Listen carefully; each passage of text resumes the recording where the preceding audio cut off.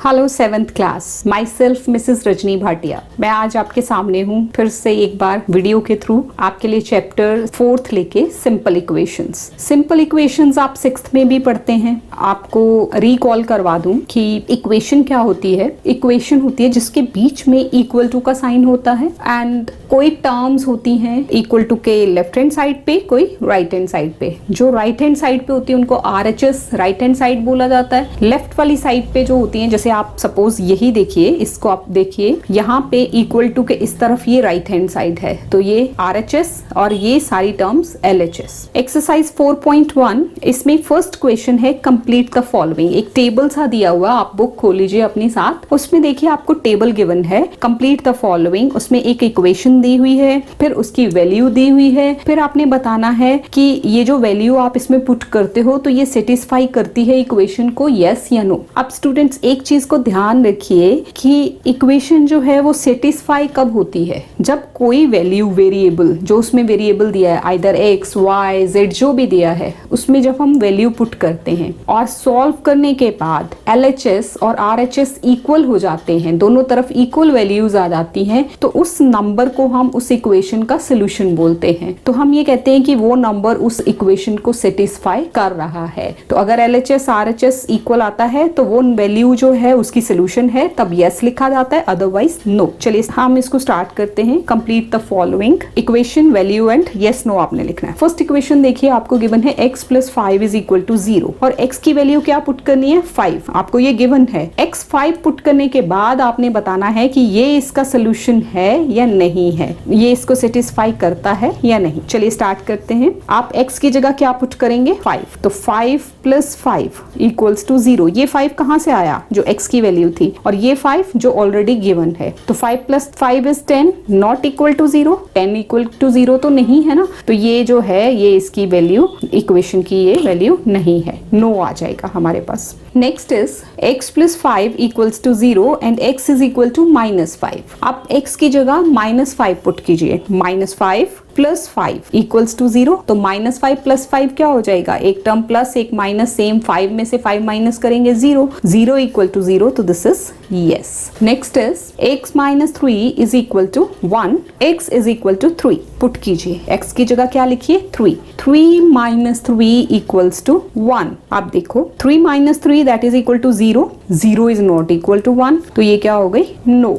Next is x - 3 = 1, x = -3। अब x की जगह -3 लिखिए। -3 - 3 = 1। अब देखो -3 और -3 क्या होता है, दोनों टर्म्स माइनस की हैं, हमने करना प्लस है और साइन क्या आएगा, negative. 3 + 3 that is equal to 6 and minus का साइन, नॉट इक्वल टू 1। -6 = 1 तो नहीं है, LHS RHS इक्वल नहीं आ रही। Next 2x = 10, x = 5। 2 × 5, x की जगह 5 लिखेंगे। 2 5s are 10, 10 = 10। LHS और RHS आर इक्वल, तो यस। नेक्स्ट इज x / 3 = 2 और x की जगह -6, तो -6 / 3 = 2। This is 3 2s are, but ये माइनस भी है, तो -2 is not equal to 2, equal नहीं आ रहा, तो दिस इज no.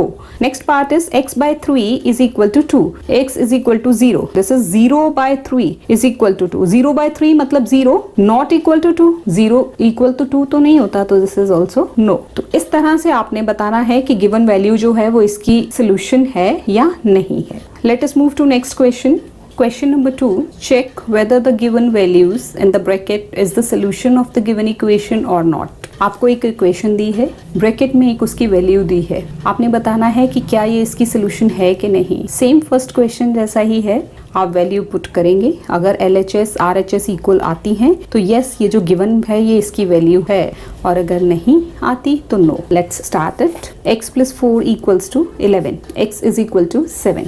तो पुट x = 7, x की जगह 7 + 4 = 11। 7 + 4 11 = 11, तो LHS RHS इक्वल आ गई, तो yes, x = 7 is the solution, ये इसका सोल्यूशन है। नेक्स्ट देखिए, x + 4 = 28, x = 4। 8 × 4 पुट क्या करना है, x 4 करना है, +4, 8 4s are 32 + 4, 32 + 4 is 36, not equal to 28, नहीं आया इक्वल LHS RHS, तो no, x is equal to 4 is not the solution. I think it's quite simple कि आपको बस वैल्यू पुट करनी है। अगर LHS RHS इक्वल आते हैं तो यस वो वैल्यू उसका सोल्यूशन होती है, अगर नहीं आते तो no. 3m minus 3 equals to 0, m is equal to 1, m की जगह 1 पुट कीजिए, 3 1s are 3, 3 minus 3 0 equals to 0, तो LHS RHS इक्वल हुए, तो yes m is equal to 1 is the solution of the given equation.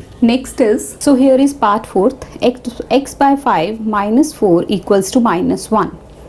x की जगह क्या put करेंगे, 15, वो 15 मैंने लिखा, divide by 5 minus 4 equals to minus 1। Now ये 5 से डिवाइड करेंगे तो 5 3 15, यहाँ आ जाएगा 3 माइनस 4 इक्वल्स टू माइनस 1। अब देखिए एक टर्म प्लस की एक माइनस की, करना क्या है, माइनस और साइन किसका आना है, ग्रेटर टर्म का। तो ग्रेटर टर्म का साइन 4 में से 3 माइनस किए तो 1, ग्रेटर टर्म का साइन -1 इक्वल्स टू -1। तो yes x is equal to 15 is the solution of given equation.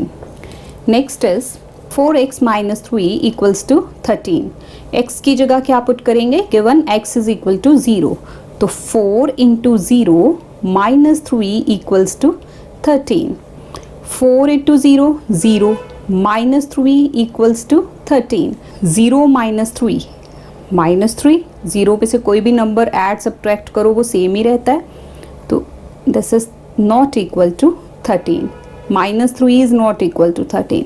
So x is equal to 0 is not the solution.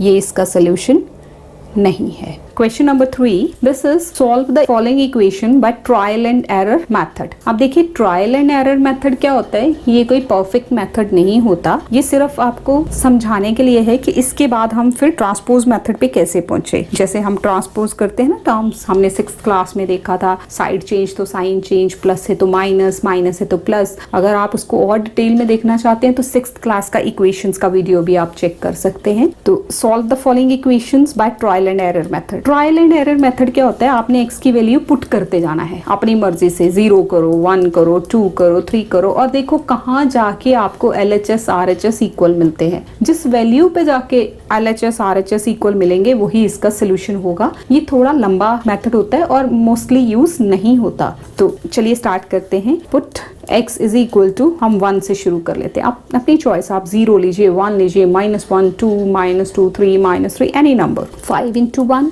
plus 2 is equal to 17, तो 5 1s are 5 plus 2 7 not equal to 17, तो ये हमारा solution नहीं है। अब put कर लो, put x is equal to, let it be 2, तो 5 into 2 plus 2 equals to 17, 5 2s are 10 plus 2 is equal to 17, 12 is not equal to 17, तो ये भी सोल्यूशन नहीं हुआ। अब आप इसको करिए, put x is equal to 3, तो 5 into 3 plus 2 equals to 17, 5 3s are 15 plus 2, 15 plus 2 17 equals to 17। यहाँ आपके पास LHS इक्वल आया RHS के, तो वैल्यू क्या थी, x is equal to 3 ने आपको LHS RHS इक्वल दिए, तो आप लिखेंगे x is equal to 3 is the solution of given equation। जो आपको given equation है ये उसका solution है। Next is same second part by trial and error method। 3p minus 14 is equal to 4। Put p is equal to 1, तो 3 into 1 minus 14 is equal to 4। जरूरी नहीं आप 1 से स्टार्ट करें, आप किसी भी नंबर से स्टार्ट कर सकते हैं। 3 minus 14 is equal to 4। अब देखिए एक टर्म प्लस की एक माइनस की, हमने करना क्या है, माइनस साइन आना है ग्रेटर टर्म का, तो ये नॉट इक्वल आ गया, -11 is not equal to 4,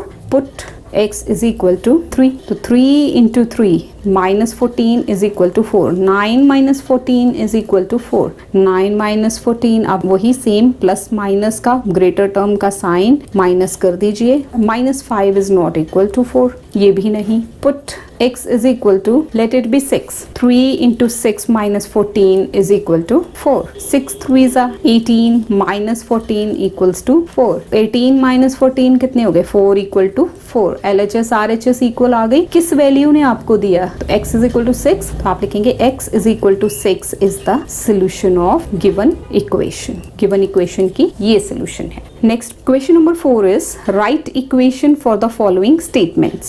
आपको कुछ स्टेटमेंट्स दी हुई हैं, आपने उसको इक्वेशन फॉर्म में कन्वर्ट करना है। जब ऐसा सम आ जाता है तो जो स्टेटमेंट होती है उसको 2, 3, 4 बार पढ़िए, वो अपने आप आपको स्ट्राइक करेगा कि इसमें क्या लिखना है। देखिए जैसे फर्स्ट पार्ट है sum of numbers x and y is 9। Sum क्या होता है? प्लस। नंबर्स क्या हैं? x and y। तो x एंड y का प्लस इज 9 मतलब इज इक्वल टू 9। तो स्टेटमेंट क्या बनेगी? x plus y equals to 9।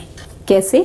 Some x and y equals to is 9 मतलब is equal to 9। Next is 10 times x is 50।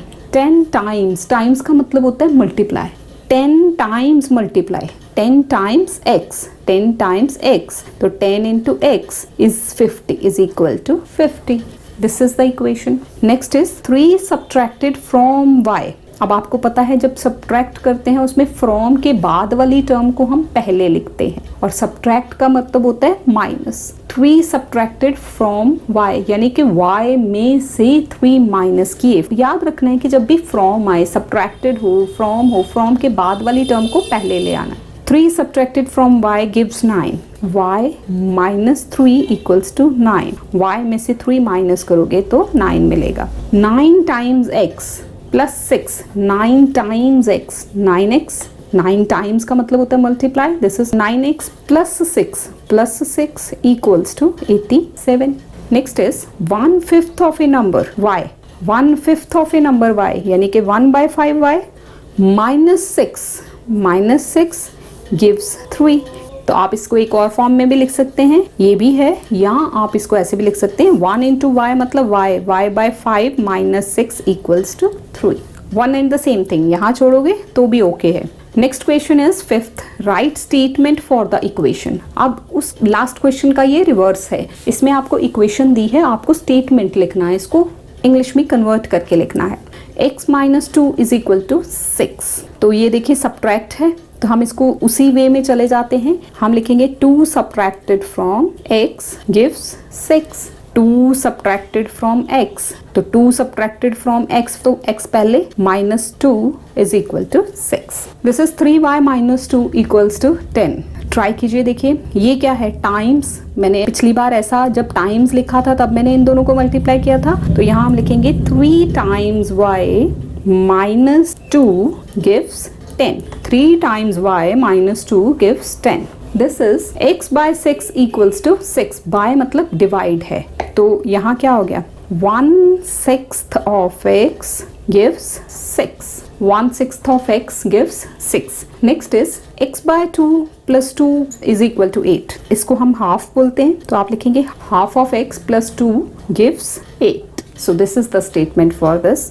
Next question, right equations for the following statement. अब आपको कुछ statements दी हुई हैं, उनके लिए आपने इक्वेशन लिखना है। इक्वेशन को सॉल्व करने को नहीं बोला, सिर्फ इक्वेशन बनानी है। Raju's father's age is 4 years more than 5 time Raju's age. Situation क्या है कि राजू के फादर की एज क्या है? 4 years मोर है 5 टाइम राजूज एज। अगर राजू की एज हम कुछ भी डिसाइड कर लेते हैं, उसका 5 टाइम्स करते हैं, उसमें 4 ऐड करते हैं, तो हमें उसके फादर की एज मिलती है। यही स्टेटमेंट कह रही है। तो आप लिखेंगे let Raju's age is equal to x। तो फादर की एज गिवन भी है, फादर्स एज क्या है?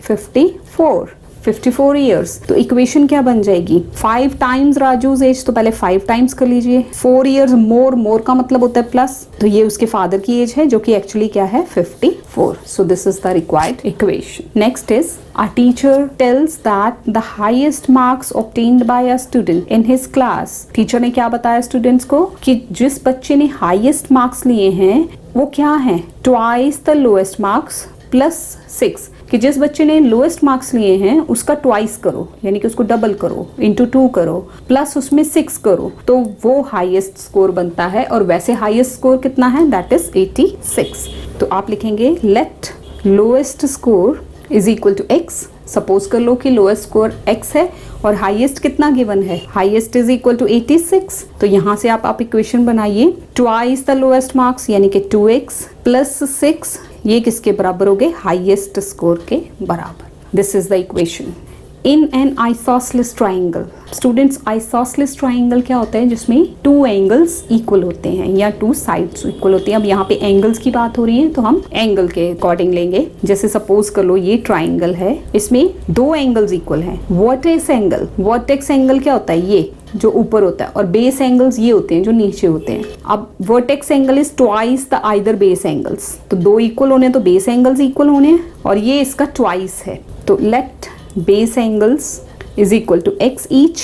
वर्टेक्स एंगल कितना दिया है, 2x, ट्वाइस है उसका, डबल है ना।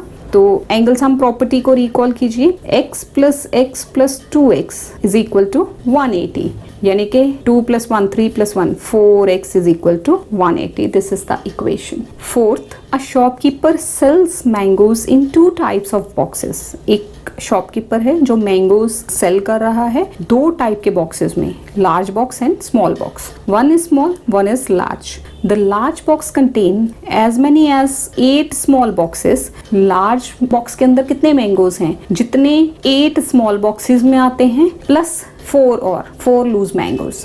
तो the number of mangoes in the large box is given to be 100। तो आप लिखिए let mangoes in small box is equal to x। तो लार्ज बॉक्स के कितने हैं, लार्ज बॉक्स कंटेन्स 100 टोटल। तो अब इक्वेशन क्या बनेगी, 8 स्मॉल बॉक्सेस, यानी कि जितने मैंगोज 8 स्मॉल बॉक्सेस में, तो 1 में कितने हैं x, तो 8 में कितने होंगे 8x प्लस 4 लूज जो 4 और हैं, किसके बराबर 100। This 8x plus 4 is equal to 100 is the required equation. So this is all about this exercise. Thank you so much for watching this video. Thank you very much for watching this video. ਇਹ ਦੋ videos ਮੈਂ ਤੁਹਾਡੇ ਲਈ ਹੋਰ select ਕੀਤੀਆਂ, ਉਮੀਦ ਹੈ ਤੁਹਾਨੂੰ ਇਹ ਵੀ ਪਸੰਦ ਆਣਗੀਆਂ। ਨਾਲ ਹੀ ਤੁਹਾਡੇ ਨਾਲ ਸੰਬੰਧਿਤ ਹੈ ਪਲੇਲਿਸਟ ਵੀ ਮੈਂ ਅਟੈਚ ਕਰ ਦਿੱਤੀ ਹੈ। ਉਮੀਦ ਹੈ ਤੁਹਾਨੂੰ ਮੇਰੇ ਵੱਲੋਂ ਕੀਤੀਆਂ ਜਾਣ ਵਾਲੀਆਂ ਐਫਰਟਸ ਜ਼ਰੂਰ ਪਸੰਦ ਆ ਰਹੀਆਂ ਹੋਣਗੀਆਂ। ਚੈਨਲ ਨੂੰ ਸਬਸਕ੍ਰਾਈਬ ਜ਼ਰੂਰ ਕਰੋਗੇ। Thank you very much. ਮਿਲਦੇ ਹਾਂ ਅਗਲੀ ਵੀਡੀਓ ਵਿੱਚ।